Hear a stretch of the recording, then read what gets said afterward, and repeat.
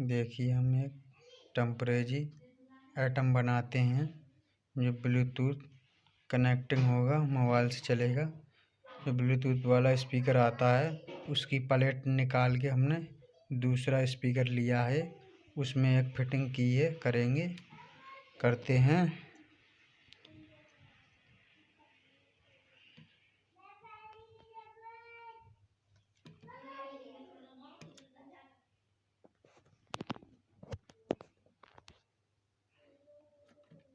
Charging का भी system बनाते हैं इसका। देखिए ये चार्जिंग का सिस्टम है। अब इसे ऑन करके देखते हैं। Bluetooth mode.